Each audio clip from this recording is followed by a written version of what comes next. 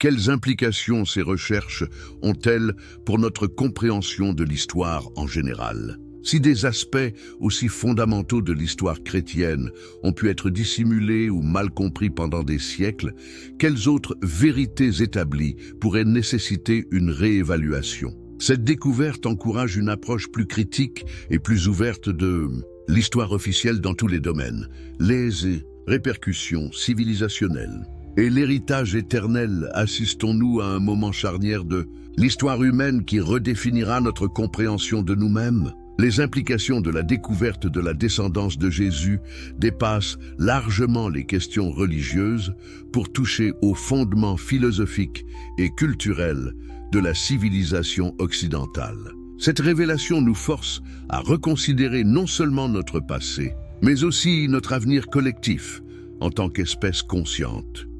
Comment cette découverte affecte-t-elle notre conception de la nature humaine elle-même?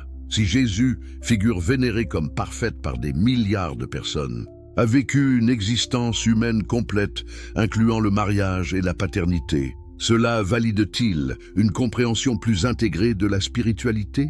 Cette réalité pourrait réconcilier les aspects physiques et spirituels de l'existence humaine d'une manière que la théologie traditionnelle n'avait jamais permise. L'émergence de descendants potentiels de Jésus dans le monde moderne créerait-elle une nouvelle catégorie d'identité humaine? Cette possibilité soulève des questions profondes sur l'égalité, l'autorité spirituelle et même les structures sociales futures. Comment une société démocratique réagirait-elle à l'existence confirmée d'individus portant l'héritage génétique direct du fondateur du christianisme? Les implications pour la bioéthique sont stupéfiantes. Si l'ADN de Jésus peut être reconstitué à partir de reliques ou de descendants, qui aurait le droit de contrôler cette information génétique? Les questions de clonage, de manipulation génétique et de propriété biologique prendraient une dimension religieuse et philosophique sans précédent dans l'histoire humaine. Pourquoi ces révélations arrivent-elles précisément maintenant, à une époque où l'humanité fait face à des défis existentiels majeurs? Cette synchronicité n'est peut-être pas accidentelle. À une époque de crise climatique, de fragmentation sociale et de perte de sens collectif, la redécouverte de la pleine humanité de Jésus pourrait offrir un nouveau paradigme pour comprendre notre place dans l'univers. Comment cette découverte influence-t-elle notre approche des autres traditions religieuses mondiales?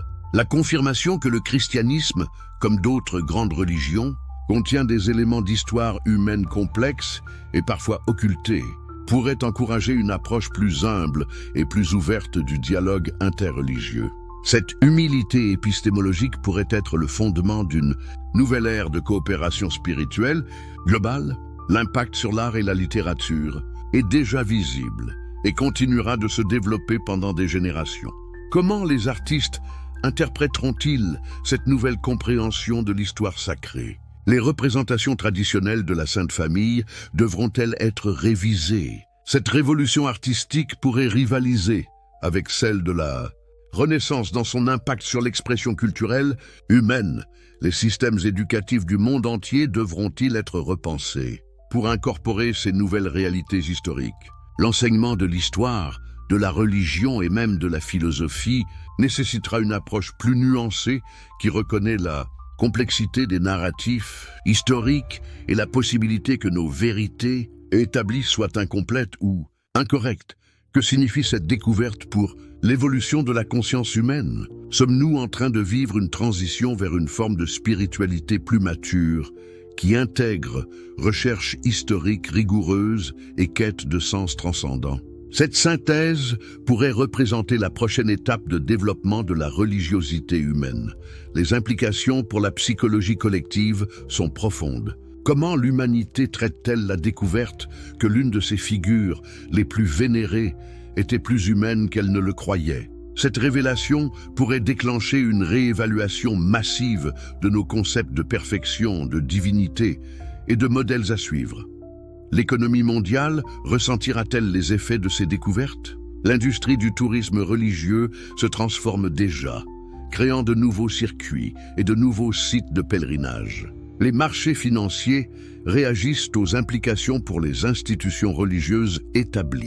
Cette transformation économique pourrait créer de nouveaux centres de pouvoir et d'influence dans des régions historiquement marginales. Comment cette découverte affecte-t-elle notre compréhension de l'autorité et du leadership? Si l'autorité religieuse traditionnelle basée sur la succession apostolique est remise en question par l'existence de descendants directs, cela pourrait encourager des formes plus démocratiques et participatives de gouvernance spirituelle. Les technologies futures pourraient-elles révéler des aspects encore plus surprenants de cette histoire? L'évolution rapide des techniques d'analyse historique et génétique suggère que nous n'avons exploré qu'une fraction des possibilités. Les décennies à venir pourraient apporter des révélations qui rendent nos découvertes actuelles insignifiantes en comparaison. Quelle est la responsabilité de notre génération face à ces révélations? Nous sommes les témoins privilégiés d'un moment historique qui transformera la compréhension humaine pour les siècles à venir.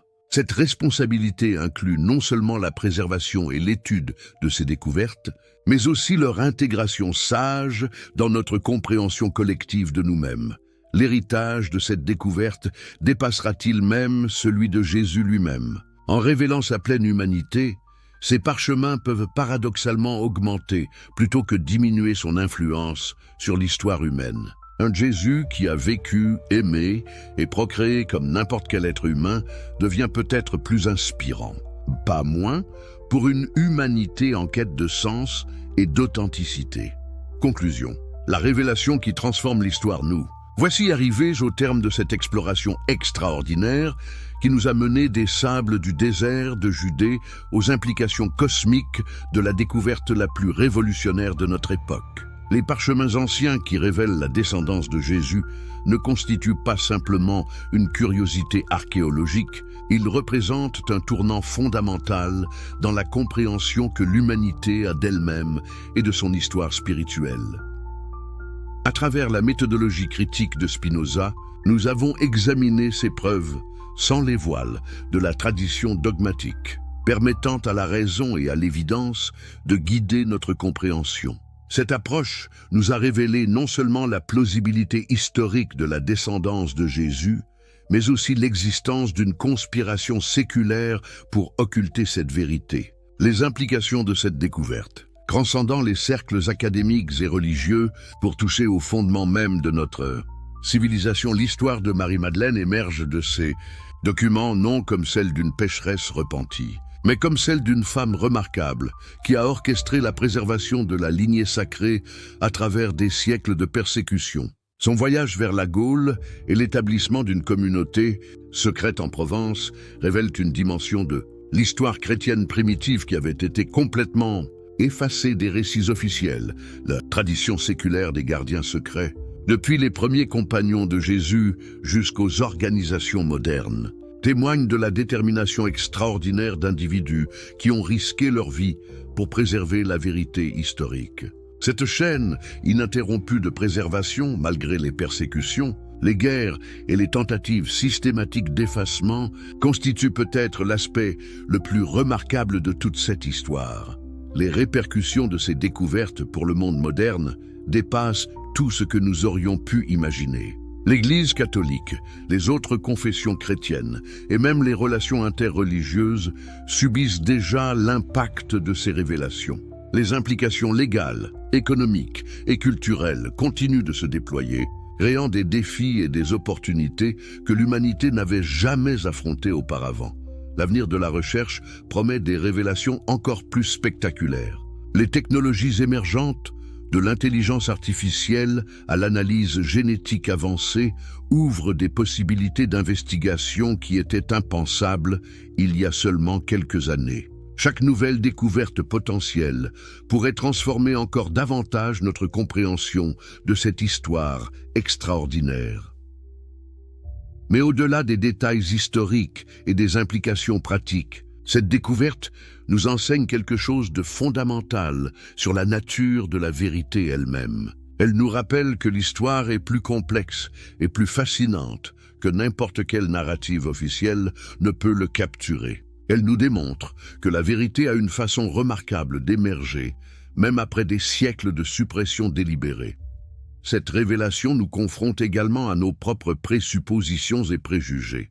Combien d'autres vérités établies dans l'histoire, la religion et d'autres domaines de la connaissance humaine nécessitent une réévaluation critique. Cette découverte encourage une approche plus humble et plus ouverte de tout ce que nous croyons savoir sur notre passé.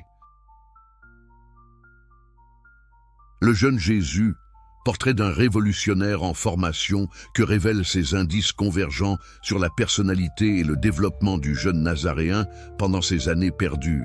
Spinoza reconstitue le portrait d'un individu exceptionnellement doué mais profondément humain, dont la sagesse future résulte d'un processus de maturation intellectuelle et spirituelle remarquable mais naturel. L'enfant précoce que nous entrevoyons dans l'épisode du Temple à 12 ans ne disparaît pas mystérieusement pour réapparaître transformé à 30 ans. Il continue son développement à travers des expériences formatives qui façonnent graduellement sa vision révolutionnaire. Cette continuité développementale rend l'évolution de Jésus compréhensible et paradoxalement plus impressionnante que la version miraculeuse officielle. Spinoza identifie chez le jeune Jésus une curiosité intellectuelle insatiable qui le pousse à questionner non seulement les autorités religieuses locales, mais l'ensemble des systèmes de pensée de son époque. Cette soif de compréhension l'amène à explorer des traditions alternatives, à voyager vers des centres d'apprentissage éloignés, à chercher des maîtres capables de nourrir son développement spirituel exceptionnel. La justice sociale, qui caractérisera son ministère, ne naît pas d'une révélation divine instantanée, mais de l'observation directe des souffrances causées par les inégalités de son époque. Le jeune Jésus développe sa compassion pour les opprimés en témoin des injustices systémiques qui affligent les populations sous domination romaine et exploitation religieuse. Cette sensibilité sociale s'accompagne d'une intelligence stratégique remarquable. Spinoza révèle comment le jeune Nazaréen apprend progressivement à communiquer ses idées révolutionnaires de manière à éviter la suppression immédiate. Le développement de son style parabolico représente le fruit d'années d'expérimentation narrative et d'observation des réactions de différentes audiences. La spiritualité profonde qui impressionnera ses contemporains résulte d'années de pratiques contemplatives intensives. Spinoza trace l'évolution de la conscience spirituelle de Jésus à travers des périodes de retraite, de jeûne, de méditation et d'expérimentation avec diverses techniques d'élévation de conscience disponibles dans les traditions de son époque. Plus révélateur encore, le courage moral exceptionnel que Jésus démontrera face à l'opposition se forge durant ses années de formation à travers des confrontations graduelles avec l'autorité établie. Chaque débat avec les docteurs de la loi, chaque défense des marginalisés, chaque remise en question des pratiques oppressives renforce sa détermination et affine sa capacité de résistance. L'éducation secrète, maître et influence, cachés, mais qui furent les véritables maîtres du jeune. Jésus pendant ces années cruciales. Spinoza révèle l'existence d'un réseau éducatif alternatif que l'orthodoxie chrétienne a délibérément effacé de l'histoire officielle pour maintenir l'illusion d'une formation divine exclusivement miraculeuse. Les indices textuels révèlent l'influence de maîtres esséniens sur la formation du jeune Nazaréen. Cette communauté ascétique, connue pour sa critique radicale du establishment religieux de Jérusalem et ses pratiques spirituelles innovantes, offrait précisément le type d'éducation alternative qui pourrait expliquer le développement intellectuel exceptionnel de Jésus. Spinoza identifie des parallèles troublants entre certains enseignements de Jésus et les doctrines esséniques concernant la purification spirituelle, la critique du système sacrificiel du temple et l'attente d'une transformation radicale de l'ordre social et religieux. Ces similitudes ne peuvent pas résulter d'une coïncidence, mais suggèrent une exposition directe et prolongée aux idées de cette communauté. Plus controversée encore, l'analyse spinoziste révèle des influences philosophiques grecques qui nécessitent un contact direct avec des centres d'apprentissage hellénistiques. La présence de ces éléments dans la pensée de Jésus implique des voyages vers des villes cosmopolites où coexistaient différentes traditions intellectuelles. Les références orientales dans les enseignements du Nazaréen posent un défi encore plus grand à la version officielle. Spinoza identifie des concepts qui suggèrent une familiarité avec les traditions spirituelles perses, voire indiennes. Comment expliquer cette connaissance sans admettre des voyages vers l'Orient qui élargiraient dramatiquement notre compréhension de la formation de Jésus? L'influence de Jean-Baptiste sur le développement de Jésus commence probablement bien avant leur rencontre publique au moment du baptême. Spinoza révèle l'existence d'une relation formative prolongée entre ces deux figures révolutionnaires, suggérant que Jean a joué un rôle de mentor pendant les années de formation du futur nazaréen. Cette éducation alternative explique la capacité remarquable de Jésus à synthétiser des traditions apparemment incompatibles en une vision cohérente et révolutionnaire.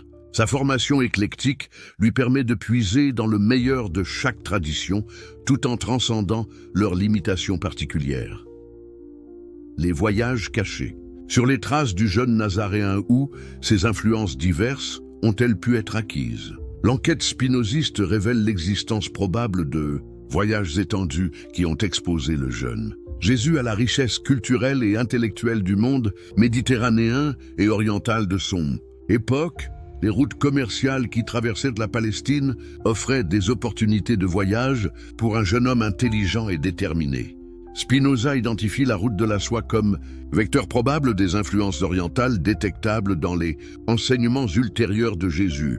Cette grande artère commerciale permettait non seulement les échanges matériels, mais constituait également une autoroute de transmission des idées et des pratiques spirituelles. Les communautés juives de la diaspora établies dans les grandes villes hellénistiques représentaient des destinations naturelles pour un jeune Nazaréen avide d'apprentissage. Alexandrie, avec sa bibliothèque légendaire et ses écoles philosophiques diverses, aurait offert exactement le type d'exposition intellectuelle nécessaire pour expliquer la sophistication ultérieure de Jésus. Spinoza examine également la possibilité de voyage vers l'Orient plus lointain. Des témoignages fragmentaires, délibérément ignorés par l'orthodoxie chrétienne, suggèrent que le jeune Jésus aurait pu atteindre l'Inde, où des traditions bouddhistes et hindoues auraient influencé sa conception de la compassion universelle et des techniques de transformation spirituelle.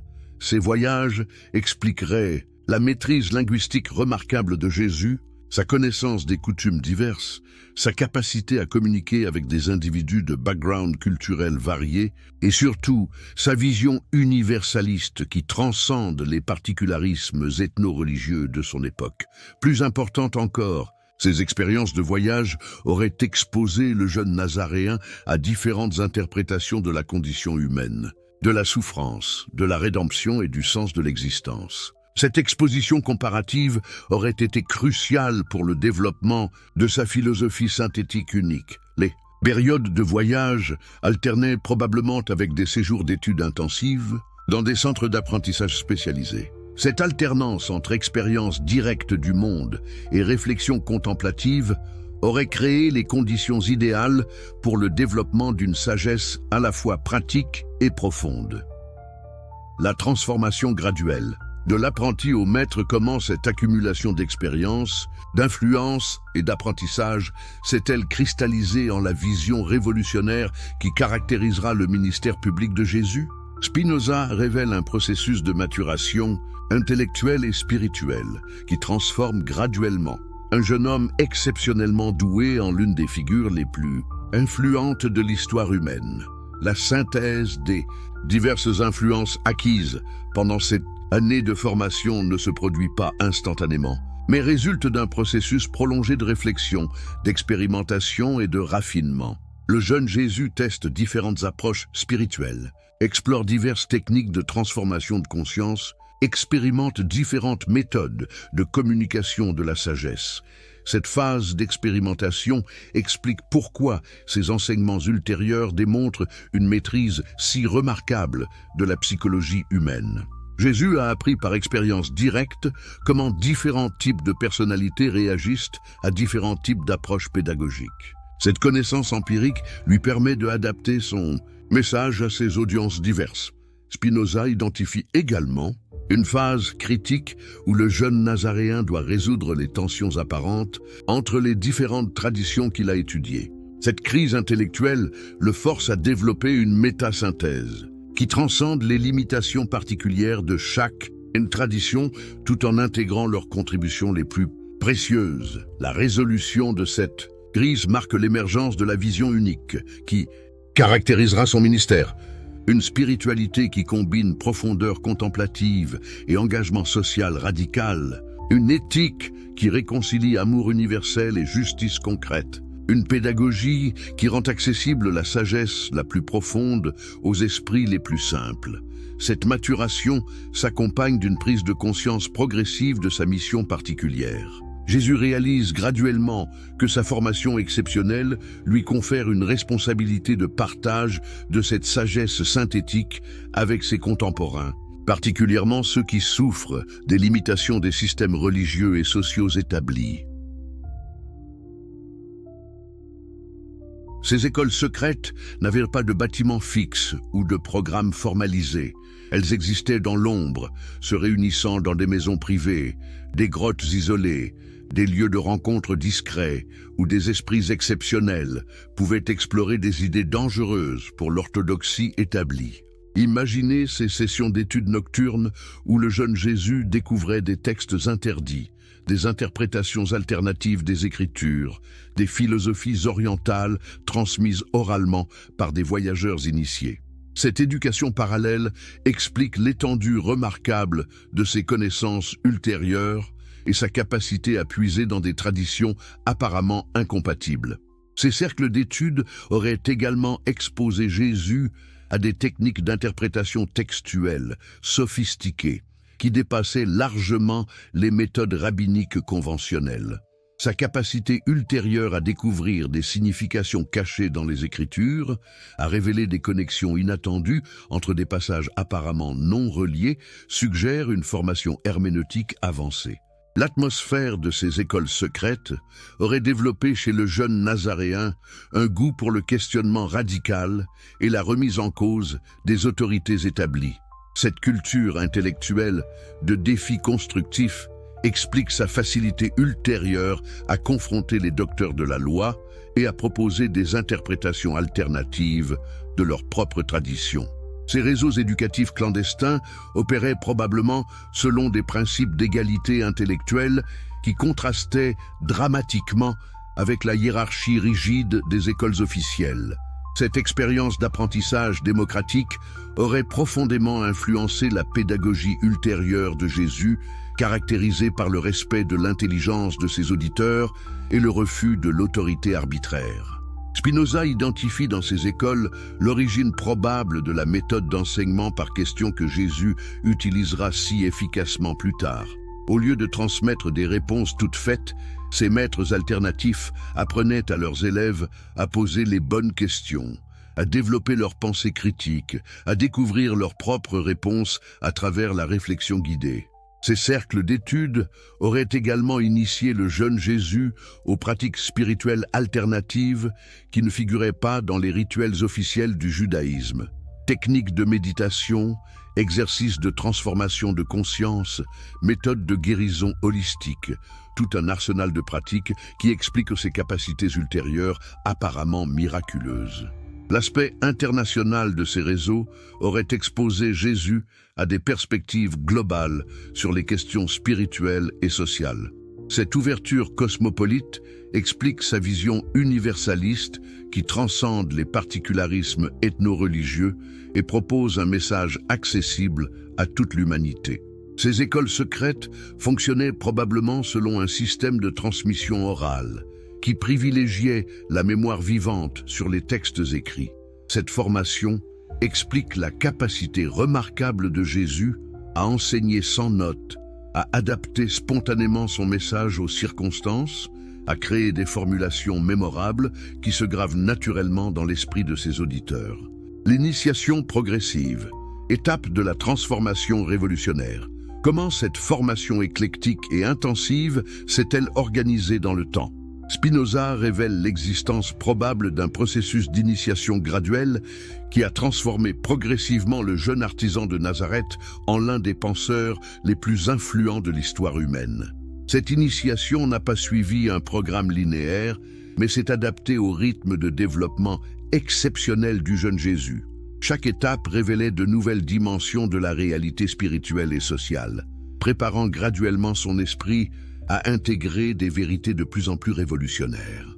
Les premières phases auraient focalisé sur le développement de sa capacité critique face aux enseignements conventionnels.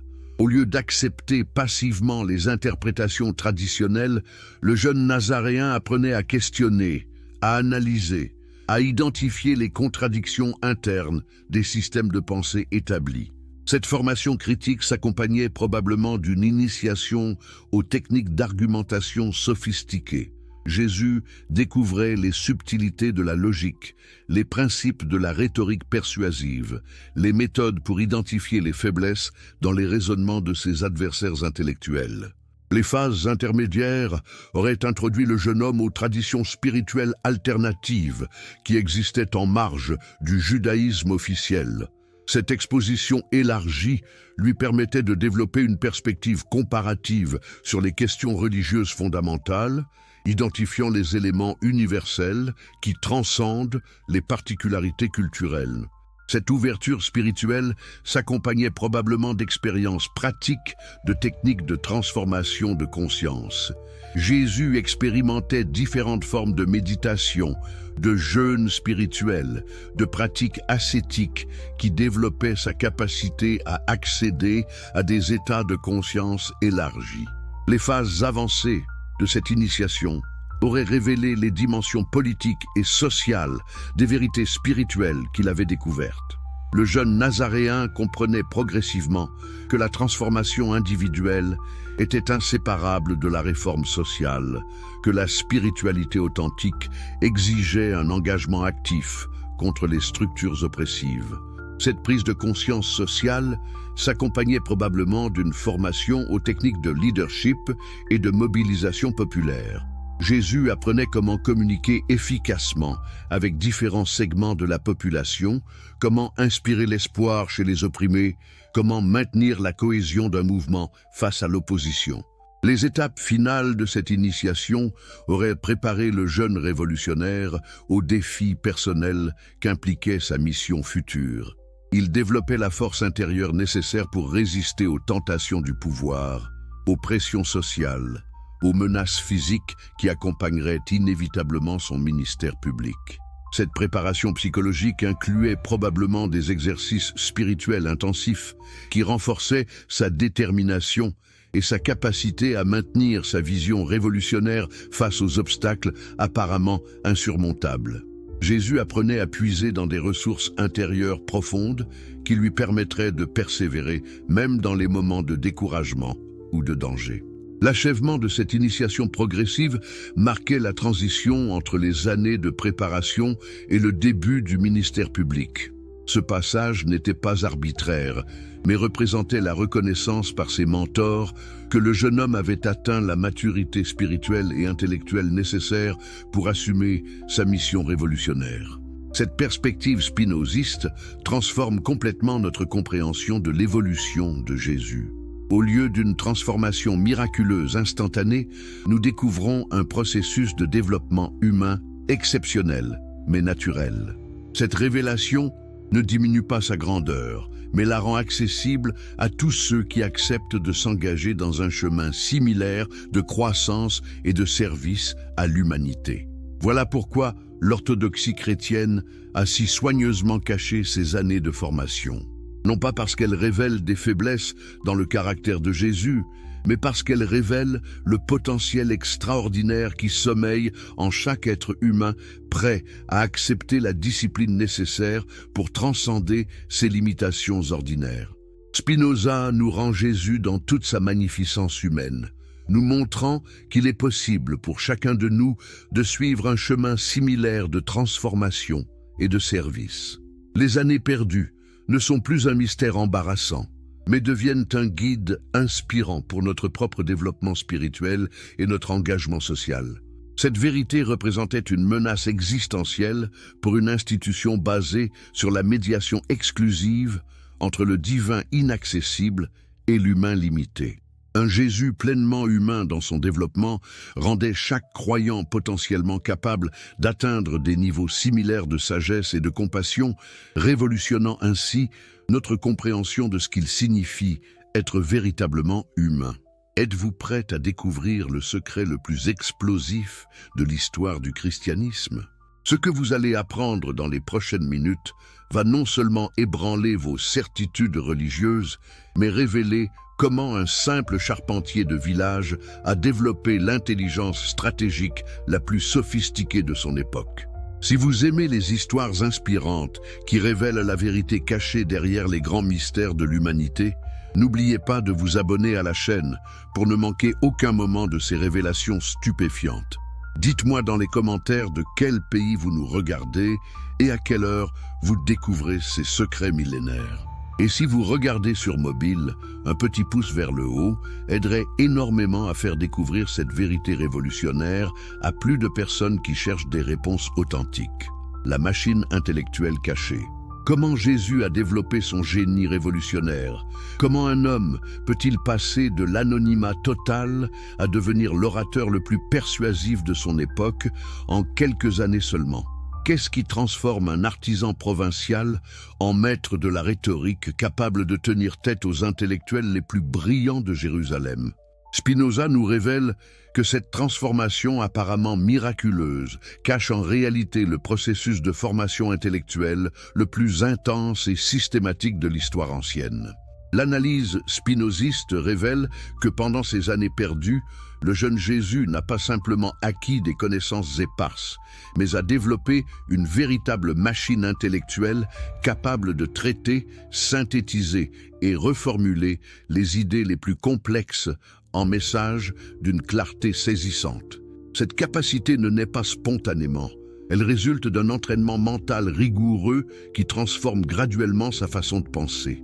Imaginez le jeune Nazaréen passant des heures quotidiennes à mémoriser non seulement les textes sacrés traditionnels, mais également des œuvres philosophiques grecques, des maximes orientales, des récits de sagesse provenant de traditions diverses.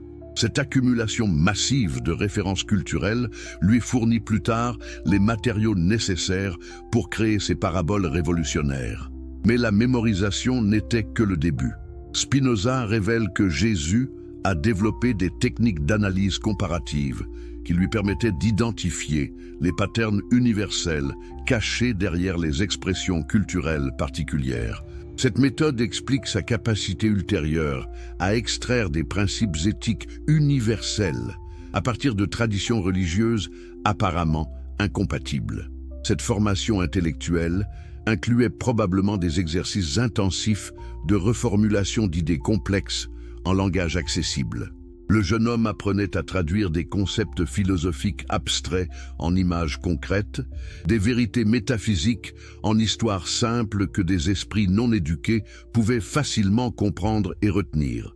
Plus révolutionnaire encore, cette préparation intellectuelle développait sa capacité à identifier instantanément les faiblesses logiques dans les arguments de ses adversaires. Jésus apprenait à reconnaître les sophismes, à détecter les contradictions internes, à formuler des réponses qui exposaient l'incohérence des positions orthodoxes. Cette formation explique pourquoi ses confrontations avec les docteurs de la loi semblent si spontanées et brillantes. En réalité, elles représentent l'application de techniques argumentatives soigneusement développées pendant des années d'études intensives et de pratiques systématiques. L'aspect le plus génial de cette préparation intellectuelle résidait dans son approche holistique. Au lieu de compartimenter différents domaines de connaissances, Jésus développait une vision intégrée qui connectait spiritualité, psychologie, sociologie, politique et économie en un système cohérent de compréhension de la condition humaine. Cette synthèse intellectuelle lui permettait d'aborder n'importe quelle question sous multiples angles simultanément, révélant des connexions inattendues qui échappaient à des spécialistes focalisés sur des domaines particuliers. Cette capacité de pensée systémique explique la profondeur remarquable de ces enseignements. Spinoza identifie également dans cette formation le développement de ce qu'on pourrait appeler une intelligence émotionnelle exceptionnelle. Jésus apprenait à lire les motivations cachées de ses interlocuteurs, à identifier leurs peurs secrètes, leurs espoirs inavoués, leurs résistances psychologiques à la vérité. Cette compréhension psychologique lui permettait d'adapter instantanément son message pour contourner les défenses mentales de son audience et atteindre directement leur cœur. Cette technique explique pourquoi ses paroles avaient un impact si dramatique sur ceux qui l'écoutaient. L'arsenal rhétorique secret, les armes de persuasion du révolutionnaire. Mais comment cette machine intellectuelle se traduisait-elle concrètement dans la capacité de Jésus à captiver et convaincre ses audiences? Spinoza révèle l'existence d'un arsenal rhétorique sophistiqué que le jeune Nazaréen a développé pendant ses années cachées, transformant la communication spirituelle en art de la persuasion révolutionnaire. Cette maîtrise rhétorique ne s'est pas développée dans l'isolement, mais à travers une pratique intensive avec des audiences réelles. Le jeune Jésus testait probablement ses techniques de communication dans des contextes informels, affinant graduellement sa capacité à maintenir l'attention, à susciter l'émotion, à implanter des idées durables dans l'esprit de ses auditeurs. Pourquoi ces paraboles sont-elles si mémorables qu'elles continuent à fasciner l'humanité 2000 ans plus tard?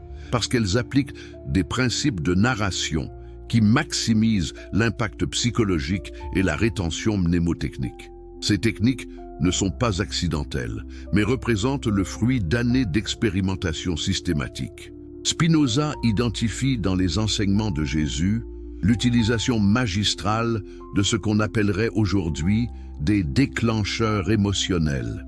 Chaque parabole active des réponses émotionnelles spécifiques qui contournent la résistance rationnelle et implantent directement les messages dans la mémoire affective de l'auditeur. Cette technique explique pourquoi les gens se souvenaient parfaitement de ces histoires, années après les avoir entendues, alors qu'ils oubliaient rapidement les sermons conventionnels des rabbins orthodoxes. Jésus avait découvert les secrets de la communication persuasive qui touche directement l'inconscient humain. Sa maîtrise de la gradation dramatique transformait chaque enseignement en expérience théâtrale captivante. Il savait exactement quand introduire la tension, quand révéler la surprise, quand délivrer la pointe finale qui retournait complètement la perspective de son audience sur la question abordée. Cette dramaturgie sophistiquée ne naît pas spontanément, mais résulte d'années d'observation des réactions humaines et d'expérimentation avec différentes structures narratives. Le jeune Jésus a probablement étudié les techniques des conteurs populaires, des acteurs ambulants, des orateurs politiques de son époque. Plus subtilement, Spinoza révèle que Jésus maîtrisait l'art de la suggestion indirecte.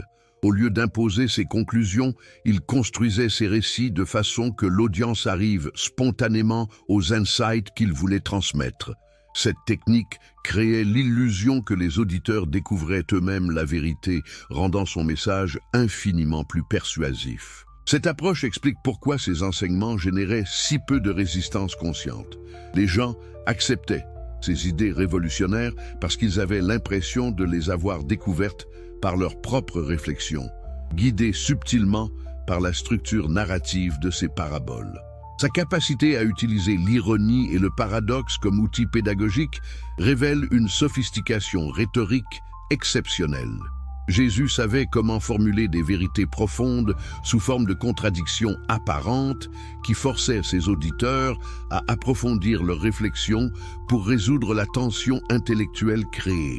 Ces paradoxes fonctionnaient comme des virus mentaux qui continuaient à travailler dans l'esprit de ses auditeurs longtemps après la fin de ses discours. Les gens se trouvaient obligés de ruminer ses paroles pour résoudre les énigmes qu'il avait plantées dans leur conscience. L'intelligence sociale révolutionnaire décodait et transformait la psychologie collective. Mais la formation secrète du jeune Jésus ne se limitait pas aux techniques de communication individuelle. Spinoza révèle qu'il a développé une compréhension révolutionnaire de la psychologie collective qui lui permettait de lire et d'influencer les dynamiques sociales avec une précision chirurgicale. Cette intelligence sociale explique comment un homme seul a pu déclencher un mouvement qui a survécu à sa mort physique et transformer la civilisation occidentale. Jésus ne comptait pas sur le charisme personnel, mais sur une compréhension scientifique des mécanismes psychologiques qui gouvernent le comportement des groupes humains. Comment peut-on expliquer sa capacité à identifier instantanément les leaders naturels dans n'importe quelle foule ? Pourquoi ces choix de disciples semblent-ils stratégiquement parfaits pour maximiser l'impact de son message sur différents segments de la population ? Cette précision révèle une formation préalable aux dynamiques de groupe qui dépassent largement l'intuition naturelle. Spinoza identifie dans les actions de Jésus l'application systématique de principes de mobilisation sociale qui ne seront redécouverts par la sociologie moderne qu'au XXe siècle. Sa compréhension des mécanismes d'influence collective était en avance de 2 millénaires sur son époque. Cette expertise sociologique lui permettait de calibrer précisément l'intensité de ses interventions pour maximiser l'impact sans provoquer de réactions répressives prématurées. Il savait exactement jusqu'où il pouvait pousser la provocation sans déclencher une suppression immédiate de son mouvement. Sa capacité à créer des événements viraux qui se propageaient spontanément à travers les réseaux sociaux de l'époque révèle une maîtrise des mécanismes de transmission culturelle. Chaque action publique était conçue pour générer des discussions, des débats, des répétitions qui amplifiaient son message bien au-delà de son audience directe. Cette viralité n'était pas accidentelle, mais représentait l'application de techniques de marketing spirituel développées pendant ses années de formation. Jésus avait compris que dans une société orale, le succès d'un message dépendait de sa capacité à être naturellement retransmis par ceux qui l'entendaient. Plus sophistiqué encore, il maîtrisait l'art de la polarisation constructive. Ses interventions créaient délibérément des divisions qui forçaient chaque individu à prendre position, transformant les spectateurs passifs en participants actifs du débat spirituel et social qu'il initiait. Cette stratégie de polarisation servait multiples objectifs simultanément. Elle identifiait ses alliés potentiels, exposait l'hypocrisie de ses adversaires et créait une dynamique de mouvement qui rendait impossible l'ignorance ou l'indifférence face à son message. Spinoza révèle également que Jésus avait développé une compréhension profonde de ce qu'on appellerait aujourd'hui la psychologie des masses. Il savait comment les émotions collectives fonctionnent différemment des émotions individuelles et adaptait ses techniques en conséquence. Cette expertise explique pourquoi ses interventions publiques avaient un impact si dramatique sur de grandes foules. Il ne s'adressait pas simplement à une collection d'individus, mais à l'entité psychologique collective que formait l'Assemblée, utilisant des techniques spécifiquement conçues pour influencer cette conscience de groupe. La stratégie de transformation sociale, le plan secret du révolutionnaire, mais toute cette préparation intellectuelle et sociale servait un objectif plus grand. Spinoza révèle que pendant ces années cachées, Jésus a développé une stratégie de transformation sociale d'une sophistication qui ne sera égalée que par les révolutionnaires les plus brillants des siècles suivants. Cette stratégie ne visait pas simplement à réformer quelques pratiques religieuses superficielles, mais à transformer fondamentalement la façon dont l'humanité concevait ses relations avec le divin, avec la nature et surtout entre individus. L'ambition de ce projet révolutionnaire dépasse tout ce que ses contemporains auraient pu imaginer. Comment un seul homme pouvait-il espérer transformer une civilisation entière en développant une approche systémique qui attaquait simultanément tous les piliers de l'ordre établi, religieux, social, économique, psychologique? Cette coordination multicouche révèle une planification stratégique d'une complexité extraordinaire. Spinoza identifie dans cette stratégie l'application de ce qu'on appellerait aujourd'hui la théorie du changement viral. Au lieu d'essayer de convaincre directement les masses, Jésus concentrait ses efforts sur la transformation d'un petit nombre d'individus clés qui deviendraient ensuite des agents de propagation de sa vision révolutionnaire. Cette approche explique pourquoi il investissait tant d'énergie dans la formation intensive de ses disciples. Il ne cherchait pas des suiveurs passifs, mais des révolutionnaires formés capables de reproduire et d'adapter sa méthode dans des contextes différents après sa disparition. La sélection de ses disciples révèle une intelligence stratégique remarquable.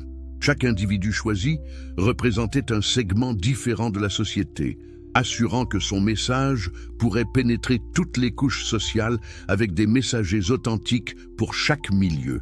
Cette diversification stratégique de son équipe révolutionnaire garantissait la survie et la propagation de son mouvement, même s'il lui-même était éliminé par les autorités. Chaque disciple représentait une cellule autonome, capable de maintenir et de développer la révolution spirituelle qu'il avait initiée. Plus brillant encore, Jésus avait anticipé que son message serait déformé et institutionnalisé après sa mort. Sa stratégie incluait des mécanismes de résistance à la corruption, conçus pour préserver l'essence révolutionnaire de son enseignement malgré les tentatives de récupération par les pouvoirs établis. Ces mécanismes incluaient la structure paradoxale de ses enseignements, qui résiste aux interprétations simplistes, la transmission orale, qui préserve la vivacité du message contre la rigidification textuelle, et surtout, l'accent mis sur l'expérience personnelle plutôt que sur la conformité doctrinale. Spinoza révèle que cette stratégie de transformation incluait également une dimension économique révolutionnaire. Les enseignements de Jésus sur le partage, la simplicité volontaire, la critique de l'accumulation de richesses ne sont pas des moralisations abstraites, mais des éléments d'un programme de restructuration économique radicale. Cette vision économique alternative représentait une menace directe aux fondements matériels du pouvoir de l'époque.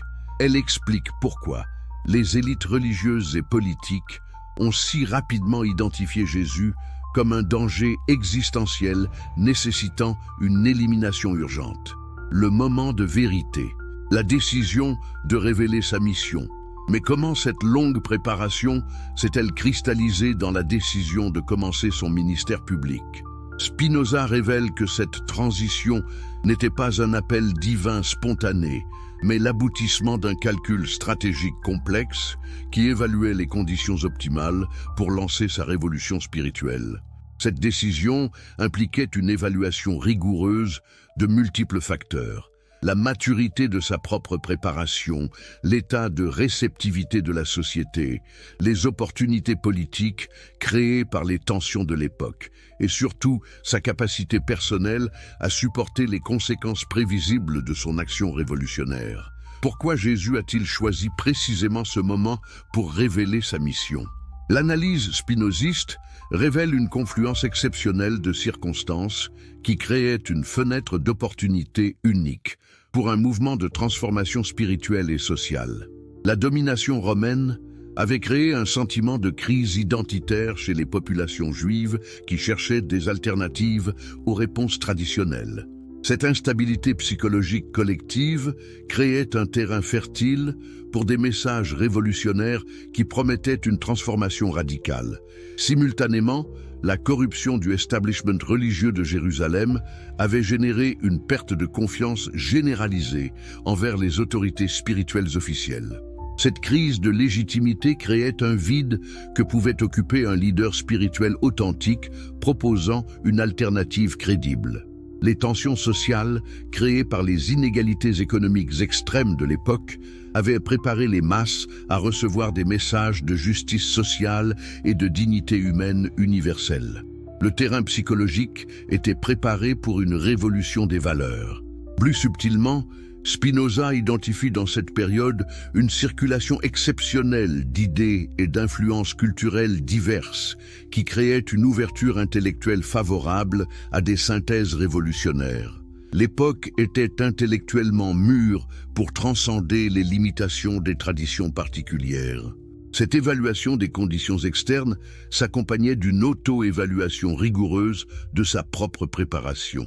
Jésus devait être certain que sa formation était suffisamment complète pour supporter les défis intellectuels, émotionnels et spirituels qu'impliquait sa mission révolutionnaire. Cette auto-évaluation incluait probablement une période de test intensif où il expérimentait ses techniques et ses messages dans des contextes de plus en plus challengeants, évaluant sa capacité à maintenir sa vision et son équilibre face à l'opposition croissante. La décision finale de révéler sa mission représentait également un choix existentiel profondément personnel.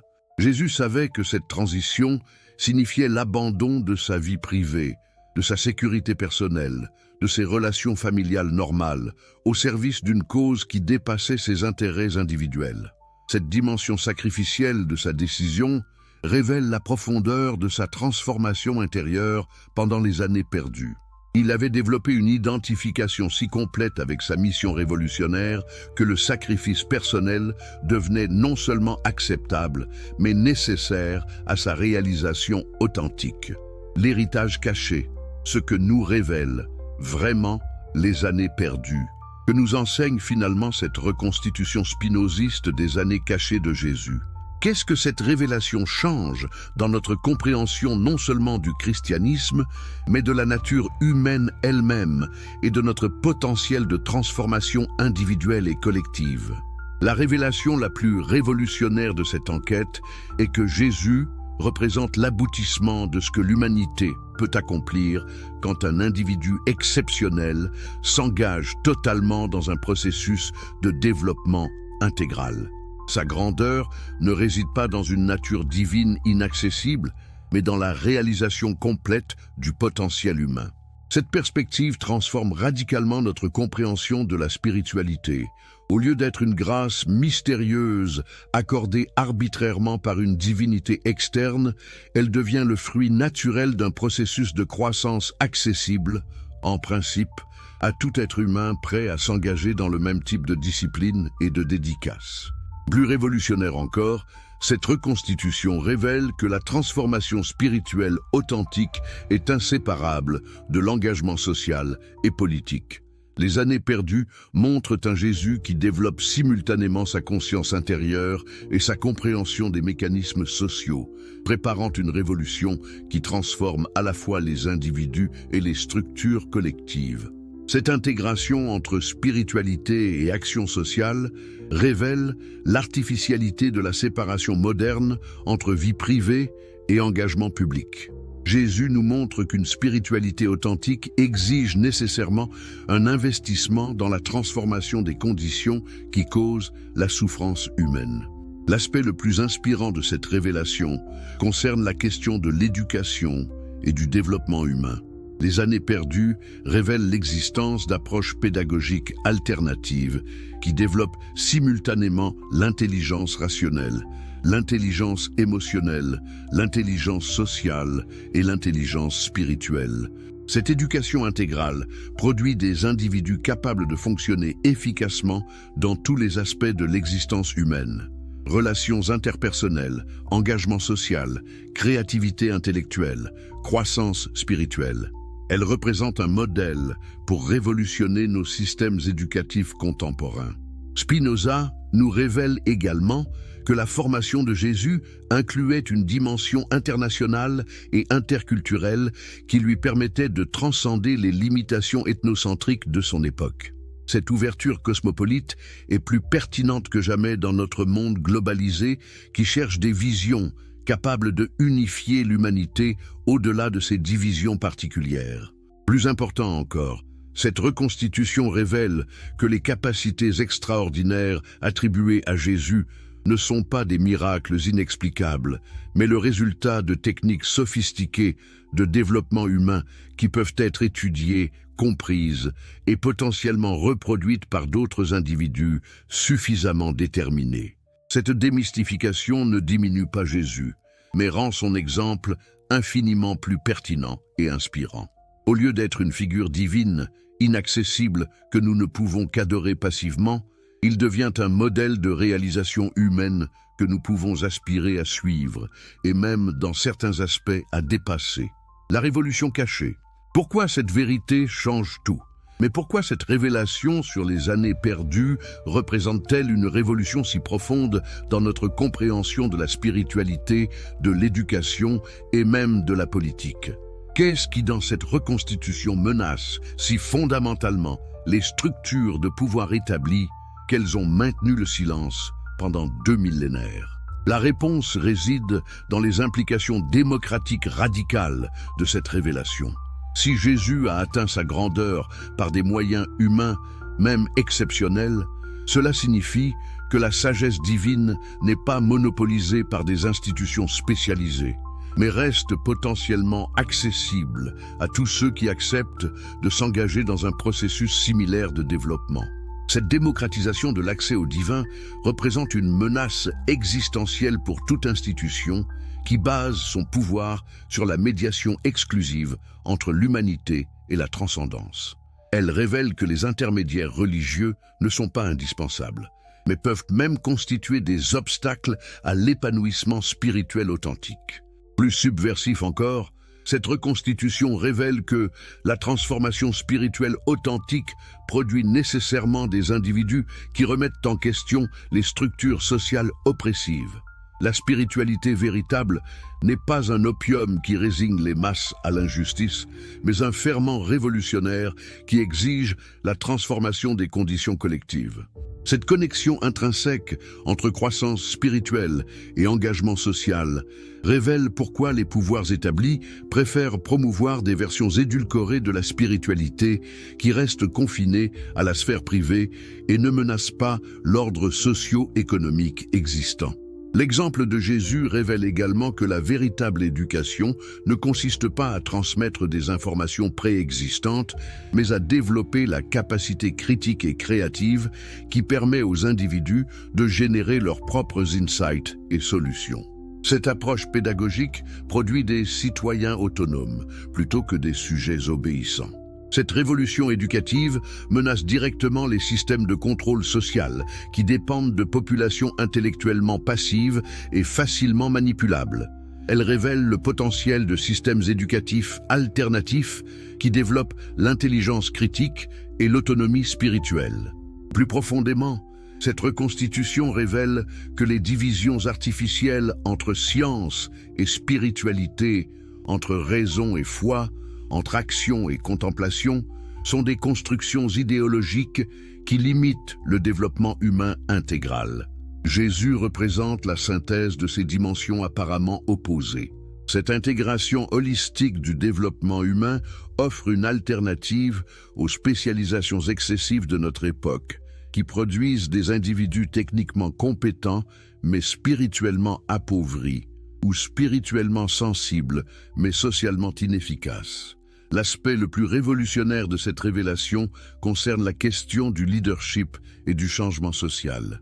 Jésus nous montre qu'une transformation sociale durable ne peut pas être imposée de l'extérieur, mais doit naître de la transformation intérieure d'individus qui deviennent ensuite des agents de changement authentiques. Cette approche révèle l'inefficacité des révolutions purement politiques qui changent les structures externes sans transformer la conscience des individus qui doivent faire fonctionner ces nouvelles structures.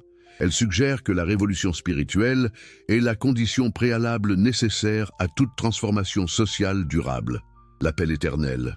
Ce que Jésus nous demande aujourd'hui. Que signifie cette révélation pour nous, citoyens du XXIe siècle qui faisons face à des défis globaux qui semblent dépasser nos capacités individuelles et collectives? Comment l'exemple des années perdues de Jésus peut-il nous inspirer et nous guider dans notre époque de transition civilisationnelle? La première leçon concerne l'importance cruciale de la préparation intérieure face aux défis extérieurs.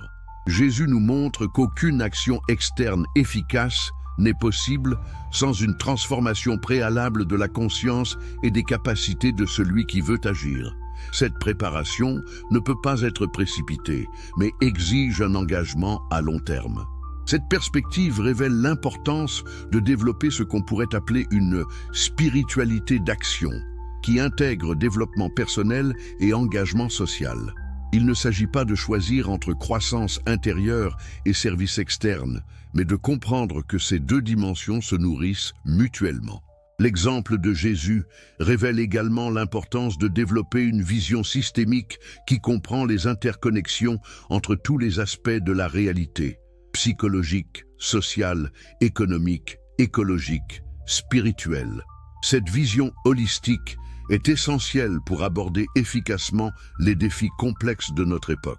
Cette approche systémique exige le développement d'une intelligence qui transcende les spécialisations disciplinaires étroites et intègre différents modes de connaissance, rationnelle, intuitive, empathique, créative. L'éducation intégrale que révèlent les années perdues devient un modèle pour notre propre développement. Plus concrètement, l'exemple de Jésus nous invite à identifier les domaines où nous pouvons développer nos propres capacités d'influence positive. Chacun de nous possède des talents, des opportunités, des réseaux relationnels qui peuvent devenir des leviers de transformation si nous les développons consciemment. Cette responsabilisation individuelle ne signifie pas isolement, mais au contraire la nécessité de créer des communautés d'apprentissage et d'action qui soutiennent mutuellement le développement de chaque membre. L'exemple du cercle de disciples révèle l'importance de ces écosystèmes de croissance collective. L'aspect le plus challengeant de cet appel concerne la question du sacrifice personnel pour des causes qui dépassent nos intérêts immédiats. Jésus nous montre que la réalisation authentique ne vient pas de la satisfaction de nos désirs égoïstes, mais de l'alignement avec des purposes qui contribuent à l'élévation collective de l'humanité.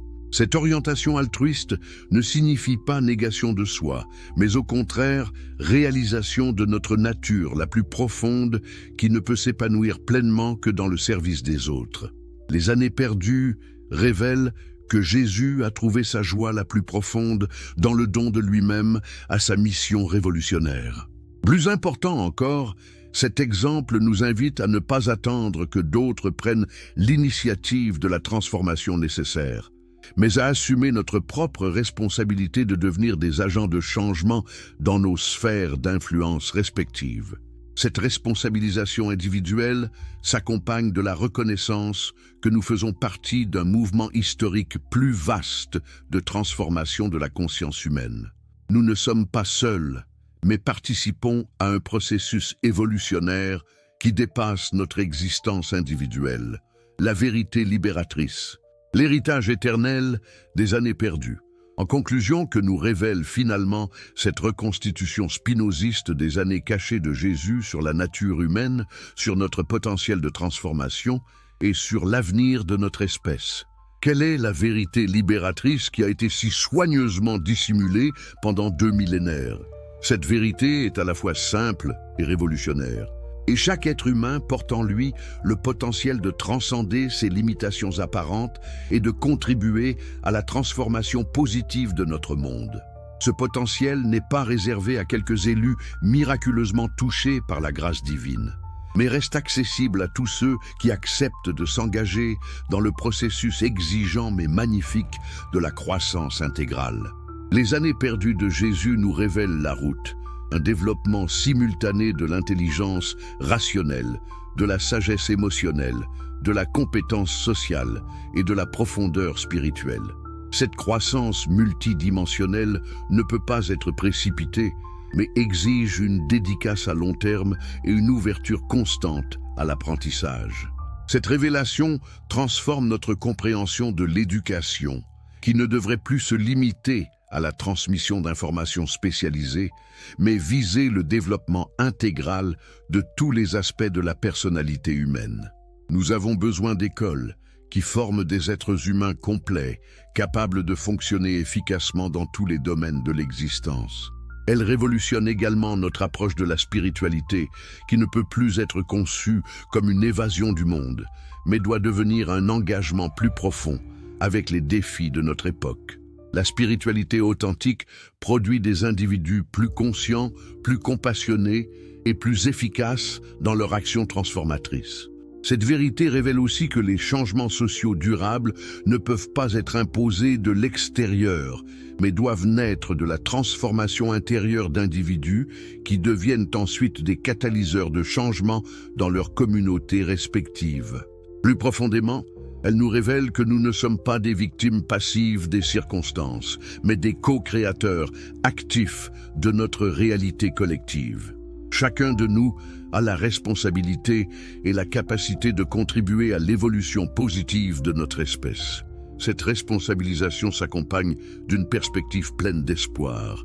Si un homme, il y a 2000 ans, a pu développer une sagesse et une compassion qui continuent d'inspirer l'humanité, imaginez ce que pourrait accomplir notre génération avec les outils de communication, les connaissances scientifiques et les opportunités de collaboration globale dont nous disposons aujourd'hui. Les années perdues de Jésus ne sont plus un mystère embarrassant pour la foi chrétienne, mais deviennent un guide inspirant pour tous ceux qui aspirent à réaliser pleinement leur potentiel humain et à contribuer à la création d'un monde plus juste, plus sage et plus compassionné. Cette vérité était si dangereuse pour les structures de pouvoir établies qu'elles ont préféré la cacher pendant des siècles plutôt que de risquer une humanité éveillée à son propre potentiel révolutionnaire. Mais la vérité ne peut pas être supprimée indéfiniment.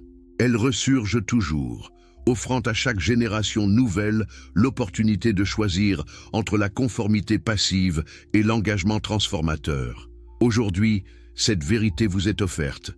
Qu'en ferez-vous?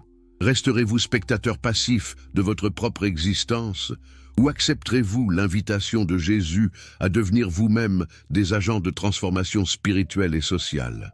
Les années perdues ne sont plus perdues si elles inspirent vos propres années de croissance et de service. L'héritage éternel de ces années cachées n'est pas dans les détails historiques de ce qui s'est passé il y a 2000 ans, mais dans la démonstration permanente que l'être humain peut transcender ses limitations et contribuer à l'élévation collective de notre espèce. Cette possibilité demeure ouverte pour chacun de nous, ici et maintenant. Spinoza nous a rendu Jésus dans toute sa magnificence humaine, nous révélant qu'il est possible pour chacun de nous de suivre un chemin similaire de développement et de service. Les années perdues ne sont plus un mystère, mais deviennent une invitation éternelle à découvrir notre propre potentiel de transformation révolutionnaire. Cette invitation transcende toutes les divisions religieuses, culturelles et idéologiques. Elle s'adresse à l'humain universel qui existe en chacun de nous, rappelant que nous partageons tous la même essence divine qui ne demande qu'à s'épanouir dans l'amour et le service. L'exemple de Jésus nous montre que cette floraison est possible. À nous de choisir si nous acceptons cette responsabilité magnifique et terrifiante d'être pleinement humains. Ces écoles secrètes n'avaient pas de bâtiments fixes ou de programmes formalisés. Elles existaient dans l'ombre, se réunissant dans des maisons privées, des grottes isolées, des lieux de rencontre discrets où des esprits exceptionnels pouvaient explorer des idées dangereuses pour l'orthodoxie établie. Imaginez ces sessions d'études nocturnes où le jeune Jésus découvrait des textes interdits, des interprétations alternatives des Écritures, des philosophies orientales transmises oralement par des voyageurs initiés. Cette éducation parallèle explique l'étendue remarquable de ses connaissances ultérieures et sa capacité à puiser dans des traditions apparemment incompatibles. Ces cercles d'études auraient également exposé Jésus à des techniques d'interprétation textuelle sophistiquées qui dépassaient largement les méthodes rabbiniques conventionnelles. Sa capacité ultérieure à découvrir des significations cachées dans les Écritures, à révéler des connexions inattendues entre des passages apparemment non reliés, suggère une formation herméneutique avancée. L'atmosphère de ces écoles secrètes aurait développé chez le jeune Nazaréen un goût pour le questionnement radical et la remise en cause des autorités établies. Cette culture intellectuelle de défis constructifs explique sa facilité ultérieure à confronter les docteurs de la loi et à proposer des interprétations alternatives de leurs propres traditions.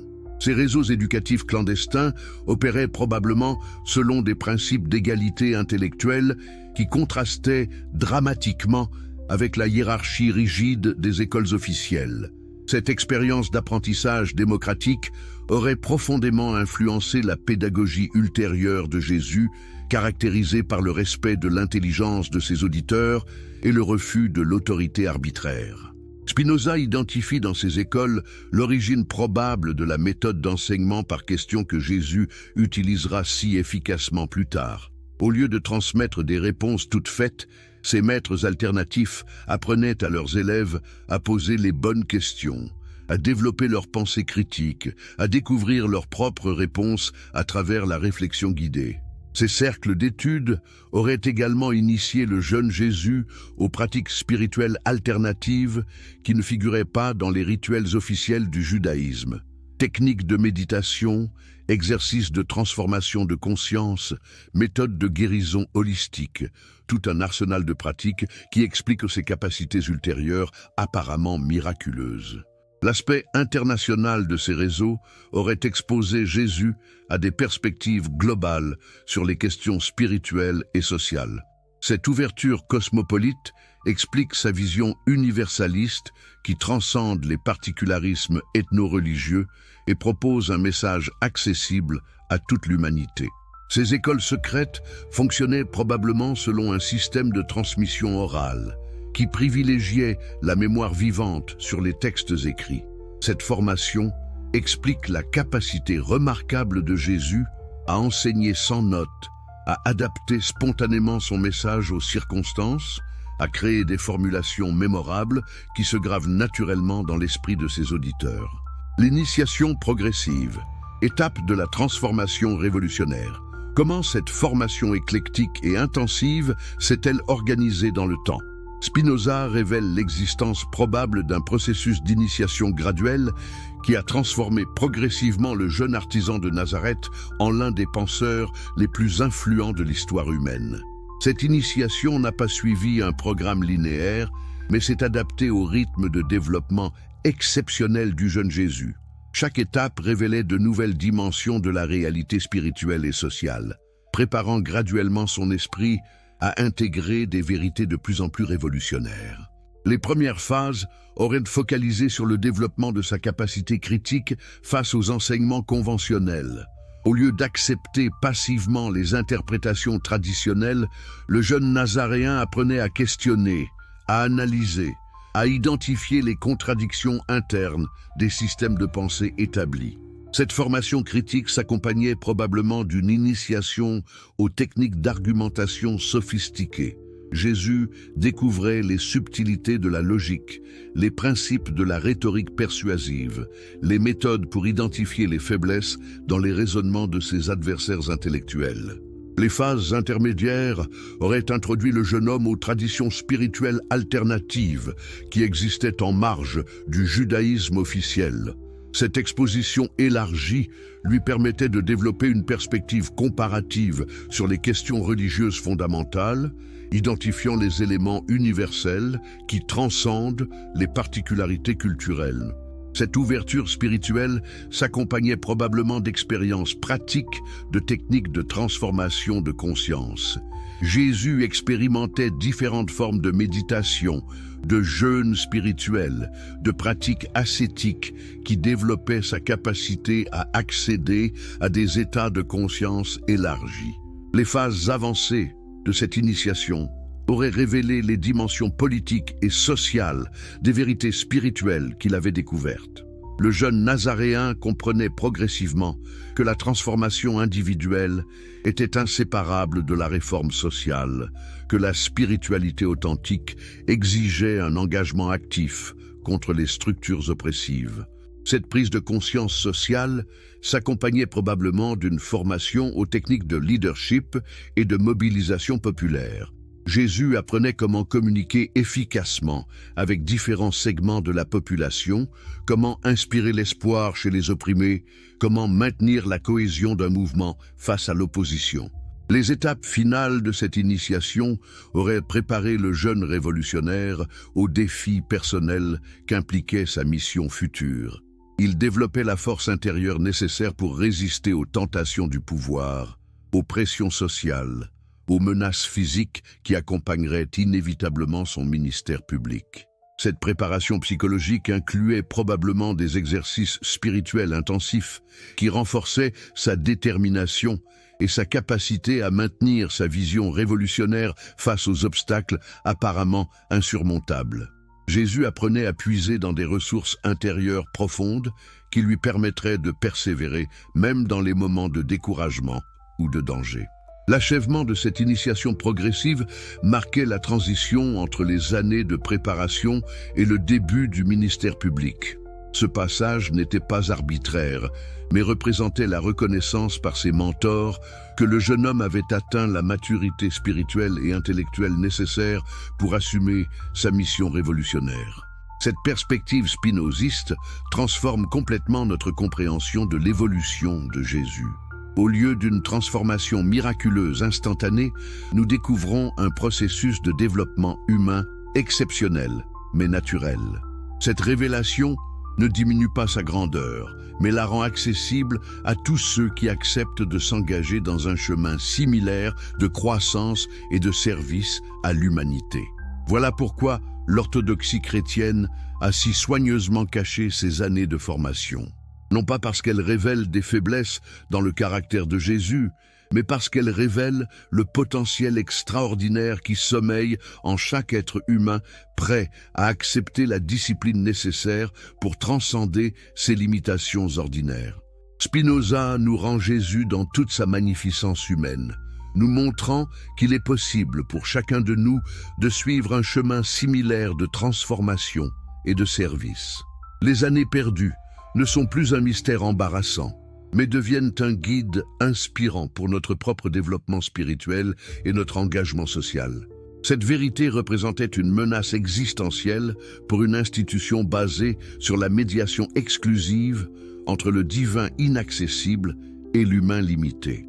Un Jésus pleinement humain dans son développement rendait chaque croyant potentiellement capable d'atteindre des niveaux similaires de sagesse et de compassion, révolutionnant ainsi notre compréhension de ce qu'il signifie être véritablement humain. Êtes-vous prêt à découvrir le secret le plus explosif de l'histoire du christianisme? Ce que vous allez apprendre dans les prochaines minutes va non seulement ébranler vos certitudes religieuses, mais révéler comment un simple charpentier de village a développé l'intelligence stratégique la plus sophistiquée de son époque. Si vous aimez les histoires inspirantes qui révèlent la vérité cachée derrière les grands mystères de l'humanité, n'oubliez pas de vous abonner à la chaîne pour ne manquer aucun moment de ces révélations stupéfiantes. Dites-moi dans les commentaires de quel pays vous nous regardez et à quelle heure vous découvrez ces secrets millénaires. Et si vous regardez sur mobile, un petit pouce vers le haut aiderait énormément à faire découvrir cette vérité révolutionnaire à plus de personnes qui cherchent des réponses authentiques. La machine intellectuelle cachée.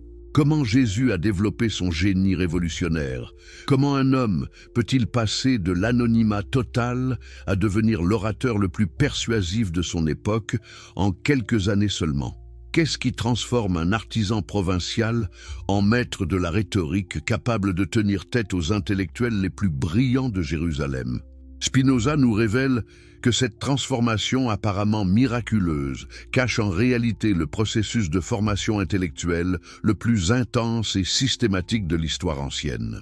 L'analyse spinoziste révèle que pendant ces années perdues, le jeune Jésus n'a pas simplement acquis des connaissances éparses, mais a développé une véritable machine intellectuelle capable de traiter, synthétiser et reformuler les idées les plus complexes en messages d'une clarté saisissante.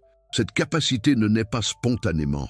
Elle résulte d'un entraînement mental rigoureux qui transforme graduellement sa façon de penser.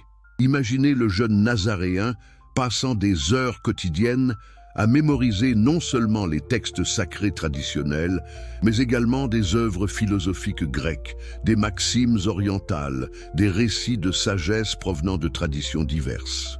Cette accumulation massive de références culturelles lui fournit plus tard les matériaux nécessaires pour créer ses paraboles révolutionnaires. Mais la mémorisation n'était que le début. Spinoza révèle que Jésus a développé des techniques d'analyse comparative qui lui permettait d'identifier les patterns universels cachés derrière les expressions culturelles particulières. Cette méthode explique sa capacité ultérieure à extraire des principes éthiques universels à partir de traditions religieuses apparemment incompatibles. Cette formation intellectuelle incluait probablement des exercices intensifs de reformulation d'idées complexes en langage accessible. Le jeune homme apprenait à traduire des concepts philosophiques abstraits en images concrètes, des vérités métaphysiques en histoires simples que des esprits non éduqués pouvaient facilement comprendre et retenir. Plus révolutionnaire encore, cette préparation intellectuelle développait sa capacité à identifier instantanément les faiblesses logiques dans les arguments de ses adversaires. Jésus apprenait à reconnaître les sophismes, à détecter les contradictions internes, à formuler des réponses qui exposaient l'incohérence des positions orthodoxes. Cette formation explique pourquoi ses confrontations avec les docteurs de la loi semblent si spontanées et brillantes. En réalité, elles représentent l'application de techniques argumentatives soigneusement développées pendant des années d'études intensives et de pratiques systématiques. L'aspect le plus génial de cette préparation intellectuelle résidait dans son approche holistique. Au lieu de compartimenter différents domaines de connaissances, Jésus développait une vision intégrée qui connectait spiritualité, psychologie, sociologie, politique et économie en un système cohérent de compréhension de la condition humaine. Cette synthèse intellectuelle lui permettait d'aborder n'importe quelle question sous multiples angles simultanément, révélant des connexions inattendues qui échappaient à des spécialistes focalisés sur des domaines particuliers. Cette capacité de pensée systémique explique la profondeur remarquable de ses enseignements. Spinoza identifie également dans cette formation le développement de ce qu'on pourrait appeler une intelligence émotionnelle exceptionnelle. Jésus apprenait à lire les motivations cachées de ses interlocuteurs, à identifier leurs peurs secrètes, leurs espoirs inavoués, leurs résistances psychologiques à la vérité. Cette compréhension psychologique lui permettait d'adapter instantanément son message pour contourner les défenses mentales de son audience et atteindre directement leur cœur. Cette technique explique pourquoi ses paroles avaient un impact si dramatique sur ceux qui l'écoutaient. L'arsenal rhétorique secret, les armes de persuasion du révolutionnaire. Mais comment cette machine intellectuelle se traduisait-elle concrètement dans la capacité de Jésus à captiver et convaincre ses audiences? Spinoza révèle l'existence d'un arsenal rhétorique sophistiqué que le jeune Nazaréen a développé pendant ses années cachées, transformant la communication spirituelle en art de la persuasion révolutionnaire. Cette maîtrise rhétorique ne s'est pas développée dans l'isolement, mais à travers une pratique intensive avec des audiences réelles. Le jeune Jésus testait probablement ses techniques de communication dans des contextes informels, affinant graduellement sa capacité à maintenir l'attention, à susciter l'émotion, à implanter des idées durables dans l'esprit de ses auditeurs. Pourquoi ces paraboles sont-elles si mémorables qu'elles continuent à fasciner l'humanité 2000 ans plus tard? Parce qu'elles appliquent des principes de narration qui maximisent l'impact psychologique et la rétention mnémotechnique. Ces techniques ne sont pas accidentelles, mais représentent le fruit d'années d'expérimentation systématique. Spinoza identifie dans les enseignements de Jésus l'utilisation magistrale de ce qu'on appellerait aujourd'hui des déclencheurs émotionnels. Chaque parabole active des réponses émotionnelles spécifiques qui contournent la résistance rationnelle et implantent directement les messages dans la mémoire affective de l'auditeur. Cette technique explique pourquoi les gens se souvenaient parfaitement de ces histoires, années après les avoir entendues, alors qu'ils oubliaient rapidement les sermons conventionnels des rabbins orthodoxes. Jésus avait découvert les secrets de la communication persuasive qui touchent directement l'inconscient humain. Sa maîtrise de la gradation dramatique transformait chaque enseignement en expérience théâtrale captivante. Il savait exactement quand introduire la tension, quand révéler la surprise, quand délivrer la pointe finale qui retournait complètement la perspective de son audience sur la question abordée. Cette dramaturgie sophistiquée ne naît pas spontanément, mais résulte d'années d'observation des réactions humaines et d'expérimentation avec différentes structures narratives. Le jeune Jésus a probablement étudié les techniques des conteurs populaires, des acteurs ambulants, des orateurs politiques de son époque. Plus subtilement, Spinoza révèle que Jésus maîtrisait l'art de la suggestion indirecte. Au lieu d'imposer ses conclusions, il construisait ses récits de façon que l'audience arrive spontanément aux insights qu'il voulait transmettre. Cette technique créait l'illusion que les auditeurs découvraient eux-mêmes la vérité, rendant son message infiniment plus persuasif. Cette approche explique pourquoi ces enseignements généraient si peu de résistance consciente. Les gens acceptaient ces idées révolutionnaires parce qu'ils avaient l'impression de les avoir découvertes par leur propre réflexion, guidés subtilement par la structure narrative de ses paraboles. Sa capacité à utiliser l'ironie et le paradoxe comme outil pédagogique révèle une sophistication rhétorique exceptionnelle. Jésus savait comment formuler des vérités profondes sous forme de contradictions apparentes qui forçaient ses auditeurs à approfondir leurs réflexions pour résoudre la tension intellectuelle créée. Ces paradoxes fonctionnaient comme des virus mentaux qui continuaient à travailler dans l'esprit de ses auditeurs longtemps après la fin de ses discours. Les gens se trouvaient obligés de ruminer ses paroles pour résoudre les énigmes qu'il avait plantées dans leur conscience. L'intelligence sociale révolutionnaire décodait et transformait la psychologie collective. Mais la formation secrète du jeune Jésus ne se limitait pas aux techniques de communication individuelle. Spinoza révèle qu'il a développé une compréhension révolutionnaire de la psychologie collective qui lui permettait de lire et d'influencer les dynamiques sociales avec une précision chirurgicale.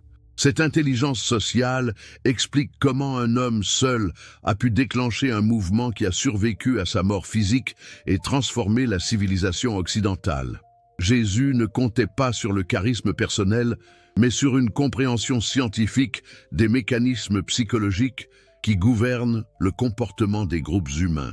Comment peut-on expliquer sa capacité à identifier instantanément les leaders naturels dans n'importe quelle foule? Pourquoi ces choix de disciples semblent-ils stratégiquement parfaits pour maximiser l'impact de son message sur différents segments de la population? Cette précision révèle une formation préalable aux dynamiques de groupe qui dépassent largement l'intuition naturelle. Spinoza identifie dans les actions de Jésus l'application systématique de principes de mobilisation sociale qui ne seront redécouverts par la sociologie moderne qu'au XXe siècle.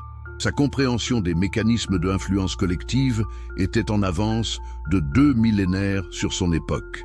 Cette expertise sociologique lui permettait de calibrer précisément l'intensité de ses interventions pour maximiser l'impact sans provoquer de réactions répressives prématurées. Il savait exactement jusqu'où il pouvait pousser la provocation sans déclencher une suppression immédiate de son mouvement. Sa capacité à créer des événements viraux qui se propageaient spontanément à travers les réseaux sociaux de l'époque révèle une maîtrise des mécanismes de transmission culturelle. Chaque action publique était conçue pour générer des discussions, des débats, des répétitions qui amplifiaient son message bien au-delà de son audience directe. Cette viralité n'était pas accidentelle, mais représentait l'application de techniques de marketing spirituel développées pendant ses années de formation. Jésus avait compris que dans une société orale,